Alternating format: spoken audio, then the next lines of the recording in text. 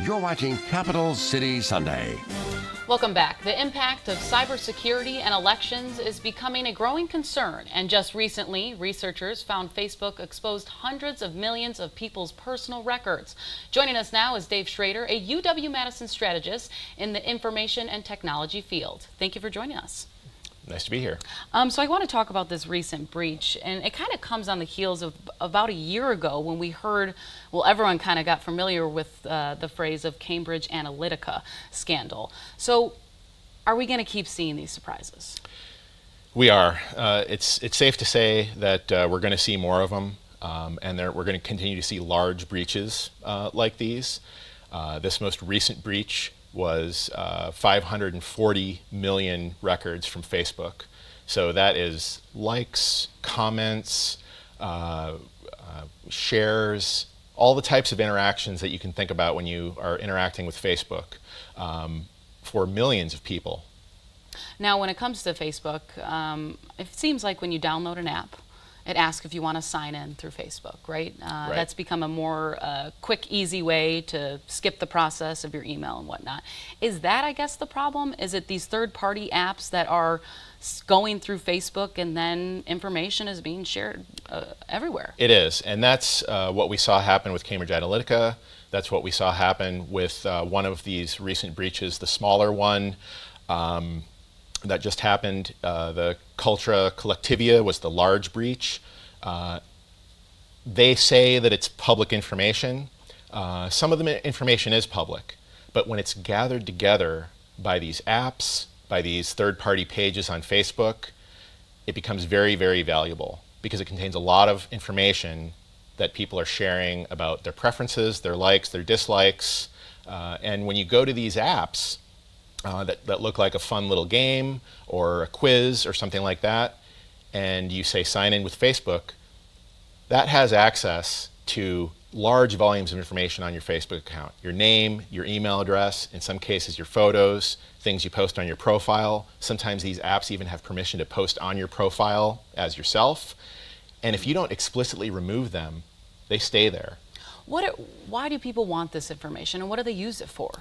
Well, this information is used largely for advertising, and that's what a lot of people use it for.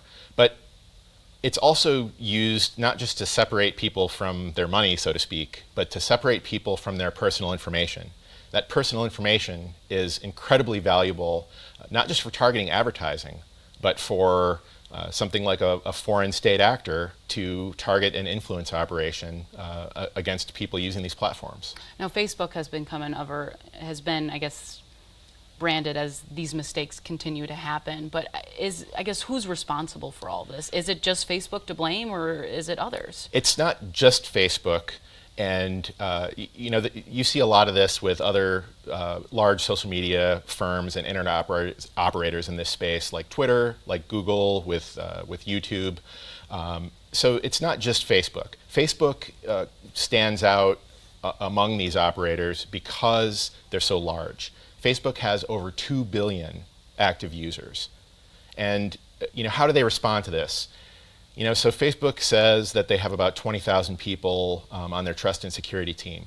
But if you do the math, that's one person for over 100,000 users of Facebook. So you've got one person 24 hours a day responsible for policing what essentially is a city.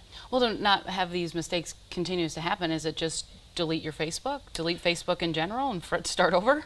Well, there's things that you can do to protect yourself a little bit. And one of them is to just avoid all these quizzes and apps and games that are asking you to log in using Facebook.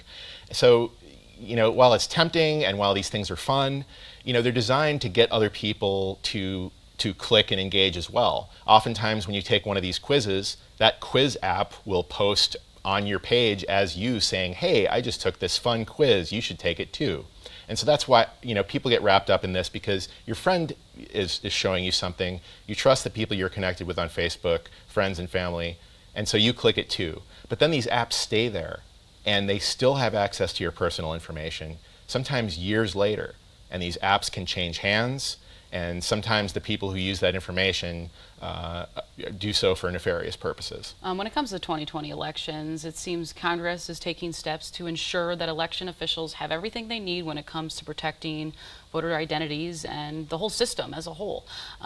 Going forward, are there additional things that Congress should do? Is it Congress's responsibility? I mean, is this preventable entirely? Well, I think the challenge that tech companies face in the U.S. and in other democracies is this balance between, notion of free speech, even though they're not government entities. Free speech, freedom of interaction, the ability to use these platforms to communicate in an unfettered way, but also having responsibility for bad actors on the platform. And when the tech firms take a hands-off approach and say that they're essentially not responsible for the content that's posted, it's difficult to proactively police content. You're always going to be behind the curve. So when you have anything from the New Zealand shooting being live streamed on Facebook to foreign intelligence services targeting Americans on these platforms, it's extremely challenging to get out in front of it. Now, Mark Zuckerberg, the founder and CEO of Facebook, just recently wrote an editorial where he says that perhaps some government regulation is going to be necessary. And so the tech companies are going to be looking for guidance. And if they don't get that guidance in a responsible way from government, then they're going to be trying to do things themselves. All right, and we'll see where this goes going forward. Thank you for joining Indeed. us. Thank you. This week, Governor Evers will mark his first 100 days in office, and the Education Committee will consider a bill to require the Department of Public Instruction to hire a dyslexia specialist. That's all the time we have for today. Thank you for joining us, and we'll see you next week.